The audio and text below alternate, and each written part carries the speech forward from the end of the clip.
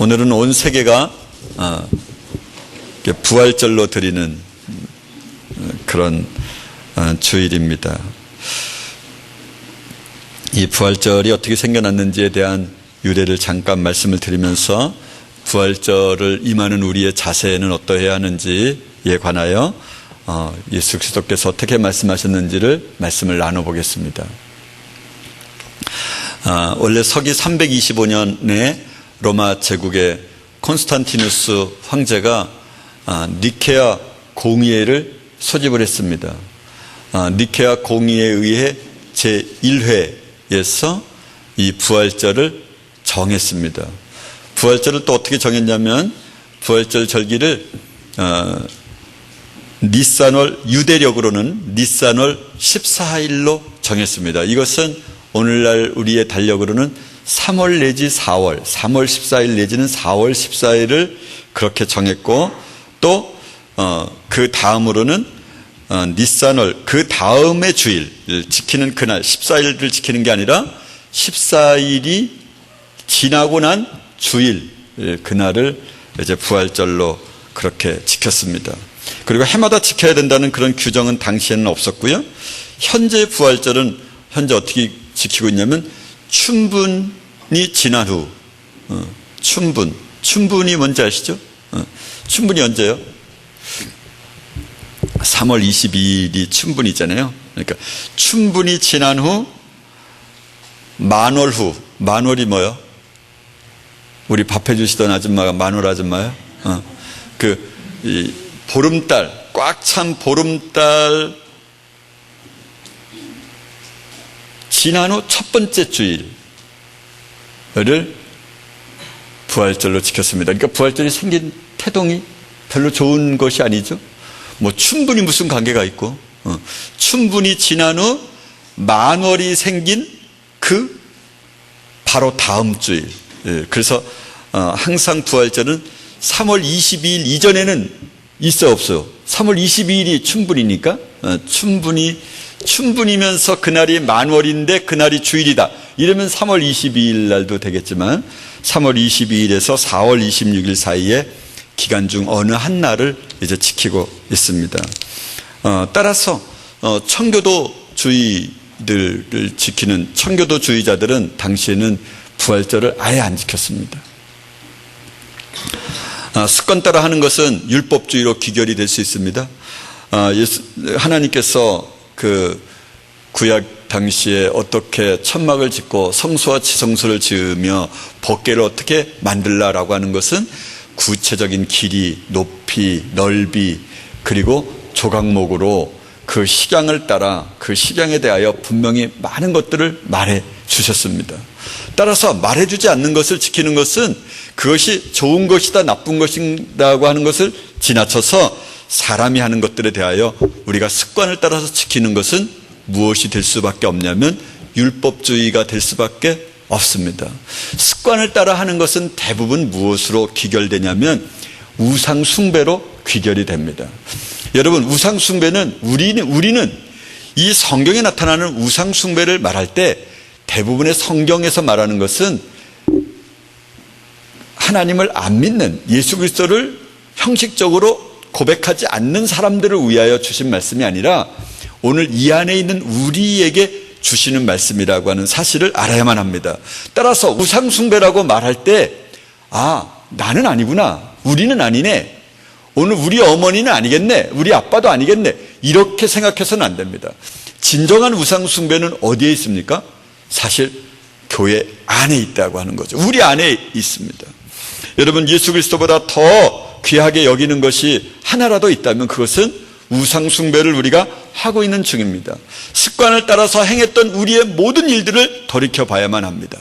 그래서 생일을 축하하는 것도 돌이켜 보셔야만 하고, 날마다 그 주일마다 하는 국기에 대한 경례도 그것도 돌이켜 봐야 되고, 오늘 하다못해 오늘 드리는 오늘 주일 예배, 습관을 따라 드리는 예배, 이것이 대부분의 경우는 우상 숭배로 귀결될 확률이 아주 높습니다. 아무런 기대감도 없고 가야만 되는 것처럼, 오늘 주일 예배를 참석하지 않고 내가 등산을 하는데 발목이 뼈어, 그래서 이게 주일 예배를 참석하지 않았을 거야, 안 와서 그런 거야, 이렇게 생각을 하죠. 근데 원래 이 하나님의 사람이 되면은 주일날 어디 간다라는 생각을 꿈엔들 할 수가 없죠. 원래 예수를 안 믿는 사람이고요. 그래서 다리가 삔 것도 아니고요. 새벽 기도를 날마다 40일 동안 나가기로 했는데 그날은 하루 못 나갔어요. 그래서 무슨 일이 생겼어. 그렇게 되는 하나님이 아니시거든요. 그런 하나님이 아닌데 우리는 우리 마음속에 실제로 어떤 하나님을 믿고 있냐면 우리가 만든 하나님을 믿고 있는 거예요. 그러니까 따라서 그것을 우상숭배라고 말하는 겁니다. 그러니까 우리가 알고 있는 하나님을 믿으려고 해서는 안 된다는 거죠. 그러니까 지난주와 이번 주는 우리가 깨닫는 것이 달라져야 되고, 지난주에 우유를 먹었다면, 부드러운 음식을 먹었다면 오늘은 단단한 음식을 먹는 자가 되어야만 합니다. 따라서 주일을 습관 따라서 기대감 없이 나오셔서는 안 됩니다. 그것은 또 다른 우상 숭배 사건으로 연결될 수 있다고 하는 이 한 가지 사실을 결코 잊으셔서는 안 됩니다. 인류 역사 가운데 최고의 사건은 예수님이 이 땅에 오신 것과 부활하신 사건과 재림하시는 사건, 이 세 사건에 집중되어 있습니다. 당시 사도들은 무엇을 전했습니까? 예수 그리스도의 부활을 전했습니다. 오늘날도 우리가 보면 영접 기도에 보면은 부활에 대한 이야기가 꼭 나와 있습니다.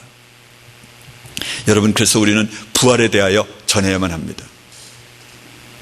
예수님이 우리를 위하여 십자가에 죽으셨을 때 어떤 사건이 일어났습니까? 여러분이 아는 사건은 무엇입니까? 첫째, 성전 휘장이 갈라졌습니다. 그 다음에 두 번째는 무슨 일이 일어났죠? 땅이 진동했습니다. 세 번째로는 바위가 터졌습니다. 네 번째로는 무덤이 열렸습니다.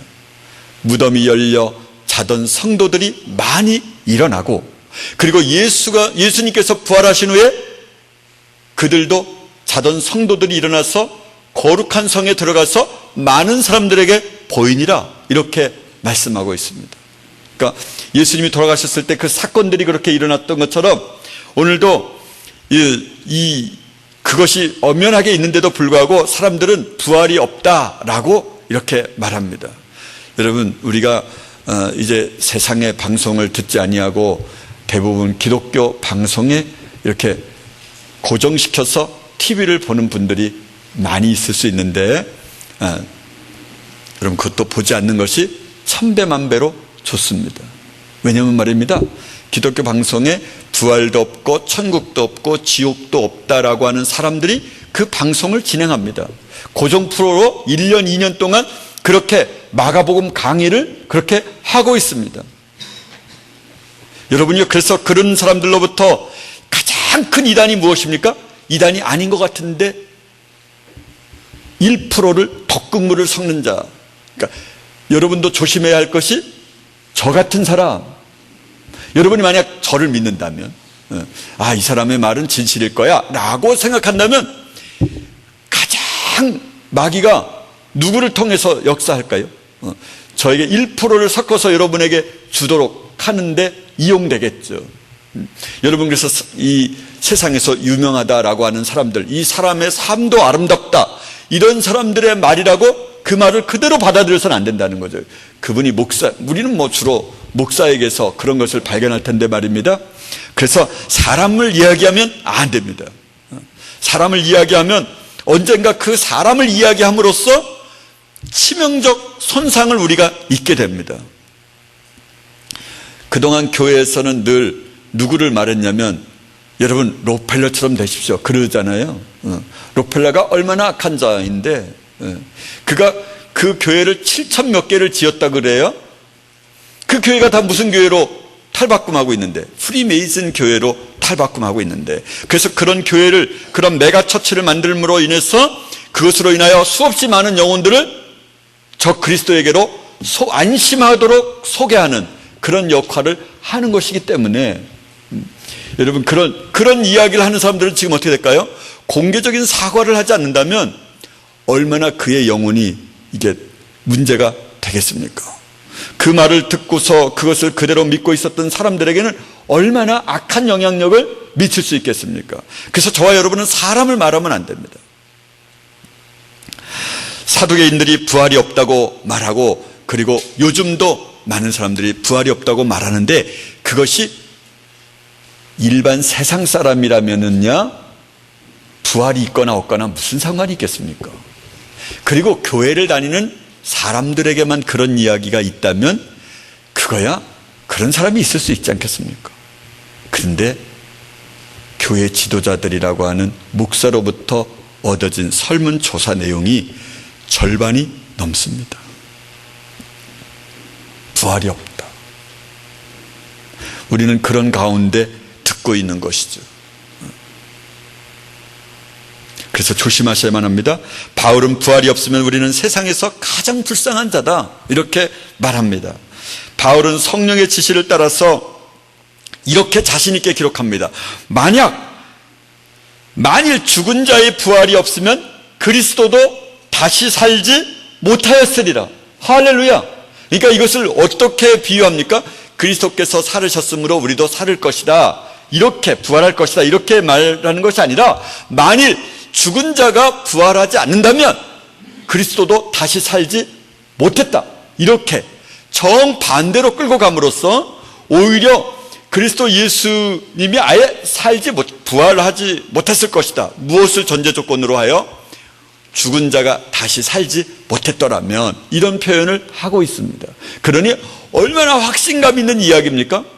그리스도 예수께서 부활하심으로 우리도 부활하실 것입니다, 이렇게 말하는 게 아니라, 만일 우리가 죽은 자가 다시 사는 것이 없다면 예수 그리스도도 다시 살지 못하였으리라, 이렇게 표현을 하고 있다고 하는 것이죠.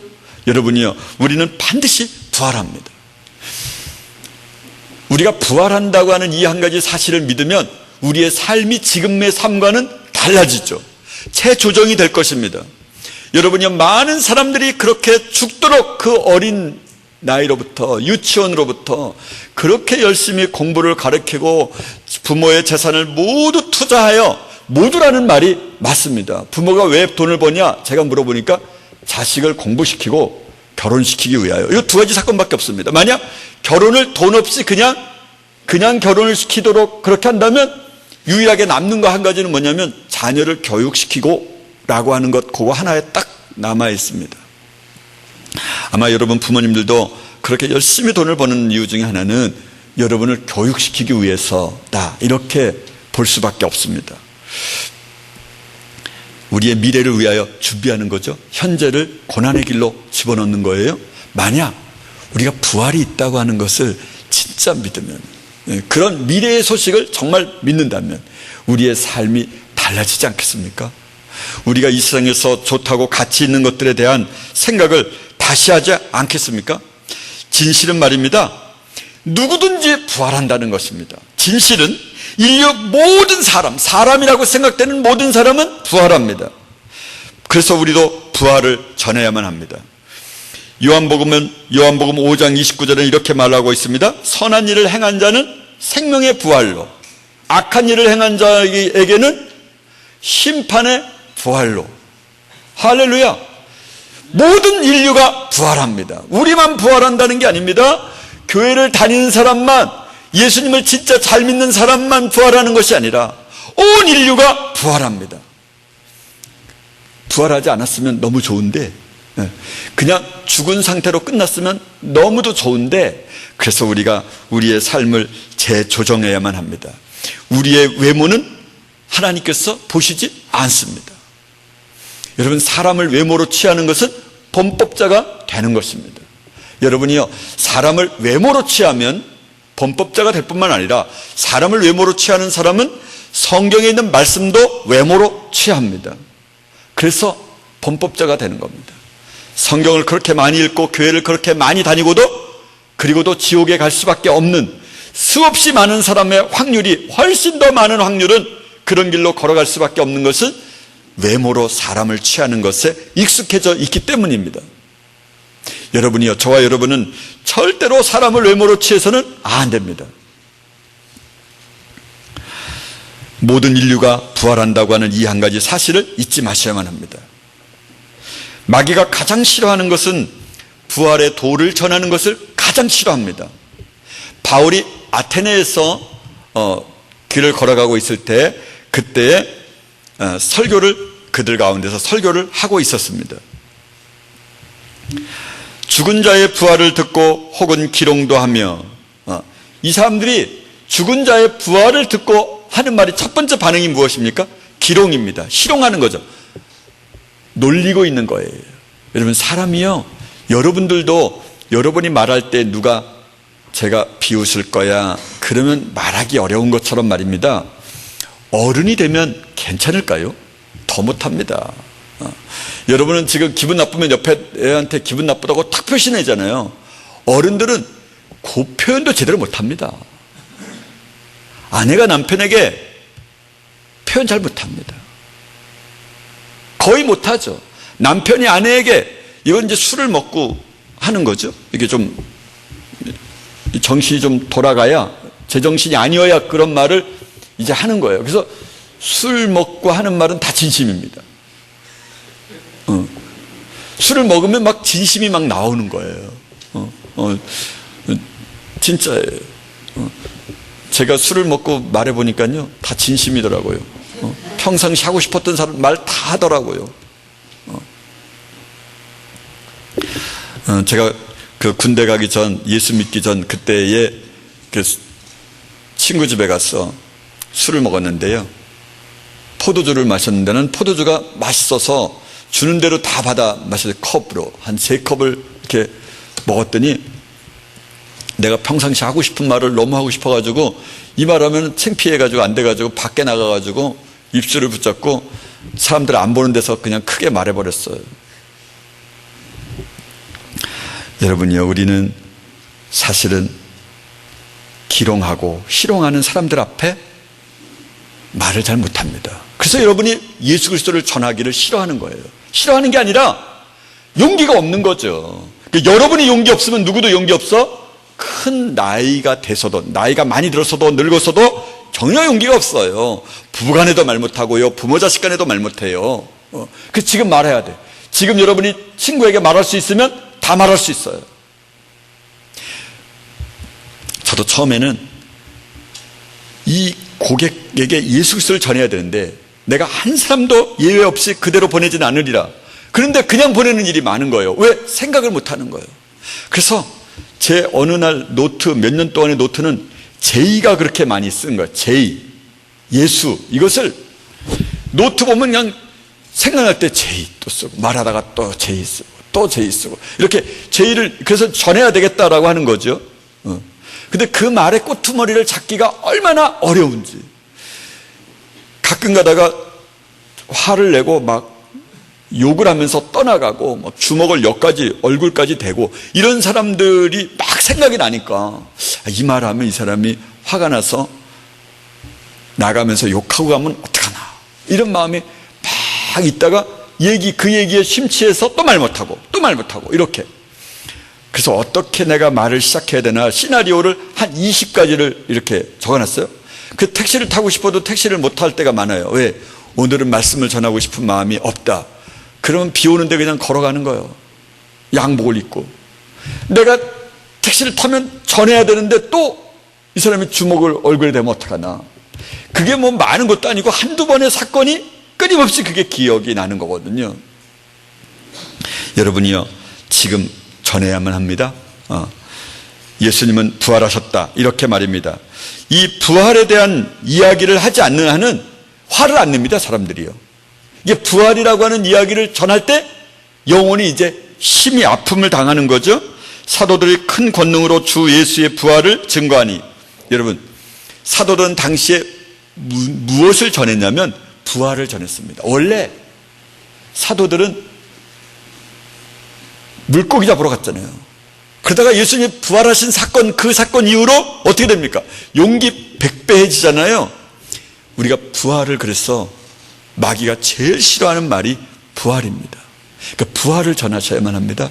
언제든지 예수는 부활하셨다 이렇게 말씀하셔야만 합니다.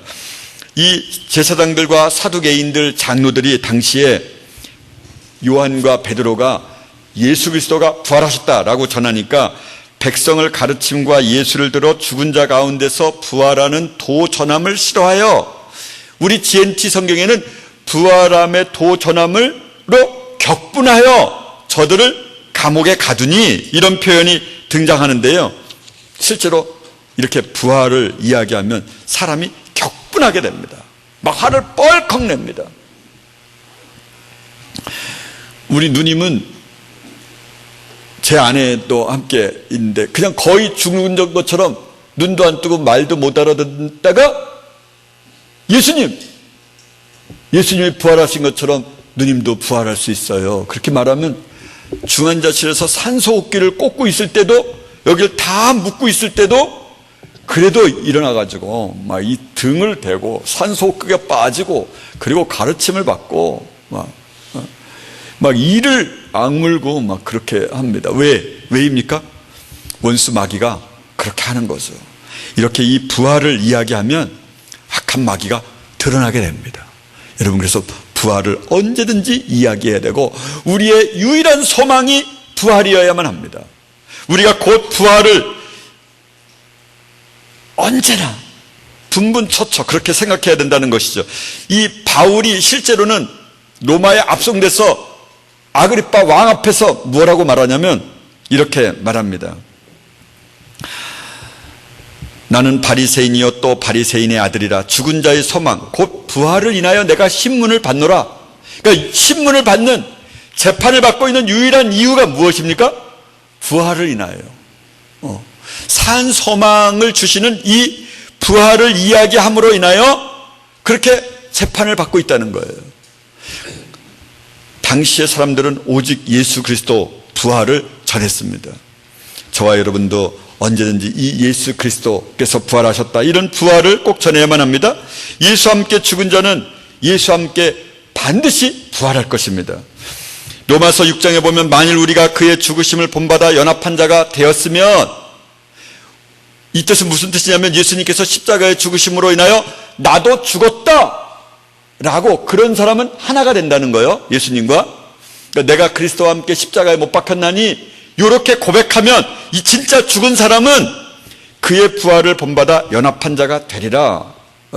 영어 성경에는 어떻게 되어 있냐면 죽은 것으로 인하여, 예수 그리스도의 죽으심으로 인하여 나도 죽어 그와 동등하게 하나가 되었다면, 똑같이 하나가 되었다면 나중에 미래형으로 예수님과 부활하여 하나가 될 것이다, 이렇게 나와 있어요. 저와 여러분은 이 땅에서 죽어야만 합니다. 살아있으면서 죽은 자로 살아야만 합니다. 우리의 옛자를 죽이셔야만 합니다. 그런 사람은 어떻게 됩니까? 예수님과 하나가 되는 것이죠. 죽은 자에게 내 옛자가 죽었을 때 성령께서 오셔서 나를 움직이시는 것이거든요. 그리고 그 부활함을 본받아 우리가 하나가 될 것입니다. 예수님이 부활하심으로 말입니다. 예수님이 부활하심으로 우리를 거듭나게 하십니다. 베드로전서 1장 3절에 보면 찬송하리로다. 예수 그리스도의 부활하심으로 말미암아 우리를 거듭나게 하사 산 소망이 있게 하시며, 할렐루야. 찬송하리로다. 무엇을? 예수 그리스도가 부활하셨다고 하는 이 사건을. 왜? 이것으로 인하여 우리를 거듭나게 하니까, 그리고 산 소망이 있게 하시니까. 여러분에게는 소망이 있습니까? 대학을 가면 소망이 있을까요? 아마 11학년 미만의 사람들은 12학년 언니 오빠들은 산 소망이 있을 거야. 나도 언제 이렇게 졸업해서 자유로운 대학을 갈까? 이런 생각을 혹 할 수 있을지 모릅니다. 그런데 12학년 더 괴로워하더라고요. 더 힘들어해 보면은. 그러면 대학을 다니는 사람은 이런 생각을 하겠죠. 내가 직장을 잡으면 정말 행복할 거야. 대학 졸업하고 직장 다니는 사람은 얼마나 행복할까, 이런 생각을 할 거예요. 직장 다니는 사람을 바라보고 직장 다니는 사람은 행복할까? 아니에요. 이 땅에는 소망이 없어요. 우리가 거듭나는 사람에게 소망이 있어요. 근데 거듭남은 어떻게 주어지는 거예요? 예수 그리스도의 부활하심으로 인하여 우리를 거듭나게 하신다는 것이죠. 할렐루야. 여러분, 저와 여러분이 예수 그리스도의 부활하심으로 인하여 우리에게 거듭나게 하시고 우리에게 소망이 있게 하십니다. 저와 여러분 중에 하나도 잊어서는 안 될 것 중에 하나는, 나는 어떤 부모 밑에서 태어나서 나는 이럴 수밖에 없어. 나는 우리 가정이 못 살기 때문에 이럴 수밖에 없어. 우리 할머니가 부자가 아니라서 나는 좋은 대학을 못 가. 난 대학도 못 갈 수 있어. 이렇게 생각을 하는 것은 마귀가 그렇게 하는 거예요. 사실 우리의 부모가 진짜 부모가 아닙니다. 진짜 부모가 누구예요? 하나님 아버지입니다. 예수님이 항상 이 땅에서 계시면서 하셨던 말씀이 뭐냐면, 하나님 아버지께서 나를 사랑한 것처럼 하나님 아버지가 똑같이 너도 사랑한다는 거예요. 우리 모든 인류를 사랑하신다는 거예요. 이미 그 사랑은 예수님께서 죽으심으로 우리에게 그 사랑을 확증시켜 주신 거예요. 다만 받아들이는 우리만 안 받아들이고 있는 거예요. 여러분, 부모에게도 말입니다. 자식이 말을 잘 듣는 자식, 말을 안 들어가지고 감옥에 가는 자식, 이렇게 있으면요, 차별 대우를 하죠. 차별 대우를, 어떤 차별 대우 하냐면, 감옥에 간 자식이 더 사랑스럽고 더 마음이 가는 거죠. 마찬가지로 내가 말을 잘 안 듣고 구원의 길을 든든히 못 써가고 있으면은 나는 사랑하지 않겠지, 이런 생각을 하실지 모르지만 그렇지 않습니다. 예수님이 재림하시면 우리가 제일 염려되고 걱정된다 그러지만, 실제 걱정되고 염려되는 것이 만약 그런 마음이 예수님에게도 있다면, 만약에 그 속상함이 예수님에게 있다면, 안타까움이 예수님에게 있다면, 누가 제일 안타까워할까요? 예수님이시죠. 그렇기 때문에 저와 여러분, 한 가지 잊지 말아야 할 사항은, 나는 공부도 못해, 못생겼어, 경쟁력도 없어, 뭐도 못해, 지혜도 없어, 세상 사람도 나를 싫어해, 이렇게 한다고 예수 그리스도께서 여러분을 싫어한다, 하나님이 여러분을 싫어한다, 절대 그렇게 생각하시면 안 됩니다. 하나님은 사람을 외모로 취하지 않습니다. 할렐루야. 우리는 사람을 외모로 취할 수 있을지 모르지만 말입니다, 우리는 첫째 부활에 참여하는 자가 되어야만 합니다. 첫째 부활에 참여하는 자들은 복이 있다 그러셨습니다. 그러니까 천년 왕국 때에 하나님과 예수 그리스도의 제사장 역할을 할 수 있는 사람들, 예수님이 오셔서 천년 왕국, 천년 동안 살 수 있는 사람들, 그런 사람이 첫째 부활에 참여한 자들인데요, 첫째 부활에 참여한 자들은 말씀으로 인하여 목배임을 받은 자라고 이렇게 딱 규정을 해놓고 있습니다. 첫째 부활에 참여하는 자는요. 우리는 어떻게 해야 됩니까? 우리는 살아있으면서 죽은 자로 살아야만 합니다. 우리 옛 자라고 하는 감정에 죽고, 그러니까 우리가 하지 말아야 할 언어 중에 하나가 뭐냐면 기분 나쁘다, 이런 언어를 우리가 사용해서는 안 됩니다. 이런 언어가 우리에게 있으면 안 되는 거죠. 누가 어떻게 해서 나는 기분 나쁘다, 누가 어떻게 해서 나는 화가 난다, 이런 감정이 남아있다는 것은, 이게 이런 사람은 어떻게 해야 되냐? 그러면 서문학교의 사자에게 편지하기를, 너희가 죽도록 충성하라. 저희를 내가 환난 가운데 집어던지리니 그곳에서 목배임을 받은 정도로 해야 그가 이제 구원에 이르게 되는 겁니다. 그러니까 우리는 이 땅에서 원래 목배임 받은 것도 어렵겠지만, 살아있으면서 목배임을 받은 자로 살아가는 것, 이것이 이 고통과 아마 비슷할 것 같아요. 이 고통이 아마 더 클 것 같아. 살아있으면서 죽은 자로 살아가는 것, 그냥 뭐 그렇게 살아가든지 아니면 실제로 목배임을 받든지 둘 중에 하나를 해야 된다면 여러분은 무엇을 선택하시겠습니까? 여러분의 사정 가운데서 기분이 나쁘다, 화가 난다, 이런 단어를 자체가 없어야만 합니다. 할렐루야. 예수님 그리스도께서 우리를 산소망 있게 하시고 거듭나게 하셨으므로 우리가 부활의 주님을 그렇게 믿는 한 우리는 충분히 그렇게 할 수 있다고 하는 것이죠. 믿음의 선지들은 부활이 얼마나 좋은지 이런 고백을 했습니다. 여자들은 자기의 죽은 자를 부활로 받기도 하며 더 좋은 부활을 얻고자 하여 악형을 받되 구차히 면하지 않았으며, 영어 성경은 어떻게 나오냐면 자유가 허락함을 거절하고 고통을 토처를 뭐라고 해석해야 되나? 찌르는 거, 고통을 기쁘게 받았으며 이렇게 나와 있는데요. 왜? 더 좋은 부활을 얻으려고요. 그러니까 우리도 더 좋은 부활을 얻고자 하여 곧 내 자유로운 삶을 거절하고 우리 내면의 마음대로 하고자 하는 생각을 잘라버리고 그리고 오히려 고난받는 것을 기쁨으로 여기는, 그래서 사람들에게 전도하고 사람들에게 그 바울이 가는 곳곳마다 소란함이 일어났습니다. 언제나 그가 가는 곳에는 아주 요란한 일이 일어났습니다. 왜? 원수마귀 나라가 무너지고 하나님의 나라가 세워지는 소리가 들렸죠. 바울이 가는 곳마다 원수마귀가 아주 들들들들 아주 닥달을 했습니다. 사람들을 꼬셔가지고 충동질해서 죽이겠다, 마시지도 잠을 자지도 먹지도 않겠다, 이렇게 결사대가 조직이 되었습니다. 저와 여러분이 가는 곳에도 소란함이 일어나야만 합니다. 내가 가는 곳에는 항상 소란해, 이렇게 말입니다. 자유를 받아들이는 것을 거절하고 그리고 더 좋은 부활을 얻고자 우리의 믿음의 선진들이 그렇게 살았던 것처럼 저와 여러분도 일부러 악형을 받되 구차히 면하지 않는 사람이 되어야만 합니다. 여러분의 가족들에게, 여러분이 말을 할 수 없다고 생각되는 부모님들에게 말해야만 합니다. 그 부모님에게 말하지 않으면 이 다음에 커서도 말 못하고요. 저는 저희 누나한테 그렇게 복음을 전할 때 미리 가기 전에 엄청 고민이 돼요. 또 제 조카들도 못 전하게 해요.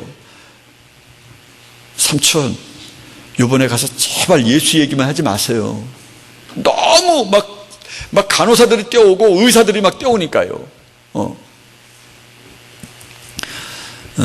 어젯밤인가 한 청년한테 전화가 왔어요.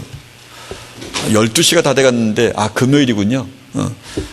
금요일날 전화가 왔어요. 목사님 죄송합니다. 너무 고민돼서 죽을 것 같아서 전화를 드립니다. 제 여자친구가 있는데 결혼하려고 하는데 이 여자가 예수 얘기만 하면 그냥 발광을 하고 그러니 이걸 결혼을 해야 됩니까 말아야 됩니까? 이제 뭐 다 됐다, 시간이. 이제 조금만 더 찌르면은 완전히 이제 예수 잘 믿게 생겼다. 제가 그랬어요. 그게 아프다라는 거거든요. 이제 조금 있으면 예수 그리스도의 자녀가 될 거라고 생각되니까 마귀가 그냥 그렇게 충동질하는 거거든요. 그래서 여러분, 그렇게 싫어하는, 말하면 아주 이를 가는 그런 사람들에게 담대하게 전하십시오. 할렐루야. 예수 그리스도의 부활을 전하셔야만 합니다. 그래서 우리를 그 가정에, 그 가문에 우리를 심어놓은 거예요. 우리를 그 어머니 거푸집의 사람, 거푸집만 우리를 낳은 거지. 실제 주인이 누구예요? 하나님이시거든요. 우리는 하나님의 소생들이에요. 우리도 그래야만 합니다. 말씀을 바울에 대한 이야기를 하나만 더 드리고 말씀을 마치겠습니다. 바울은 이렇게 고백합니다. 부활의 권능과 그 고난에 참여함을 알리하여 어찌하든지 죽은 자 가운데서 부활에 이르게 하려 함이라. 그러니까 바울이 뭐라고 말하면, 나는 어찌하든지 나는 생명의 부활에 들어가야 돼. 왜? 예수 그리스도의 고난을 나는 본받아야만 하는데 어찌하든지. 구약에 모델되는 사람이 있다면 그는 모세입니다. 신약 시대에 와서 모델되는 사람이 있다면 누구죠? 바울입니다. 그런 믿음의 사도인 바울이 고백하길, 나는 어찌하든지 예수 그리스도의 고난을 본받아가지고 어찌하든지 나는 부활에 이르게 하려 합니다. 할렐루야. 저와 여러분이 끊임없이 그런 생각을 하셔야만 합니다. 우리도 꼭 그래야만 합니다. 말씀을 요약합니다. 부활, 이것은 우리에게 소망이고 우리의 전부입니다. 예수님이 부활하심으로 우리가 부활할 것을 선물로 주셨습니다. 바울은 그래서 말하기를, 죽은 자의 부활이 없었다면 예수 그리스도도 다시 살지 못하였으리라, 그런 확신 있는 말을 하셨습니다. 우리를 거듭나게 하시고 산 소망이 있게 하셨습니다. 그래서 언제나 주님을 찬양해야만 합니다. 부활주일만 부활에 대한 찬양을 드리는 것이 아니라 언제든지 우리 마음 가운데는, 우리의 영혼 가운데는, 우리의 입술에는 이 부활의 이야기가 끊이지 않아야 되고 부활의 찬양을 끊임없이 불러야만 합니다. 얼마나 좋았는지 악형을 받되 구차히 면하지 않았습니다. 여러분이요, 우리도 악형을 일부러 자유를 거절하고 악형을 받는 일에 우리의 몸을 집어던지는 그런 사람이 되어야만 합니다. 말씀을 지키기 위하여 우리의 생명도 기꺼이 생명을 던져지는 곳에 우리도 집어넣어야만 합니다. 당시에 AD 1세기에 일어났던 것처럼, 얘들아 갑돌이네 집은 어제 샘에 갔다가 순교를 당했단다. 오늘 우리도 샘으로 걸어가자. 그래서 기쁘게 그렇게 나와서 순교를 했다고 합니다. 우리도 그래야만 합니다. 우리도 악형을 받되 기꺼이 받는, 그래서 첫째 부활에 참여해야 되고 우리도 그런 부활을 꼭 전하실 수 있기를 바랍니다. 사도들이 부활을 전함으로 기롱당하고 감옥에 가고 재판을 받았던 것처럼 우리의 입술에도 예수 그리스도의 부활을 언제나 전하며 우리의 내면의 자유도, 우리의 육체의 자유도 거절하고 우리 스스로를 말씀에 얽어매며 태초에 말씀이 계시니라, 이 말씀이 하나님과 함께 계셨으니 이 말씀이 곧 하나님이라. 그러니까 말씀이 예수 그리스도고 말씀이 곧 하나님이라 말씀하신 이 말씀을 외모로 취하지 아니하고, 그리고 이 말씀이 전하는 것이 무엇인가를 그렇게 궁구하고 연구하면서 말씀이신 하나님을, 말씀이신 예수 그리스도를 날마다 받아들이고 말씀이신 부활이신 예수 그리스도를 그렇게 전하는 저와 여러분 되시길 바랍니다. 기도하겠습니다.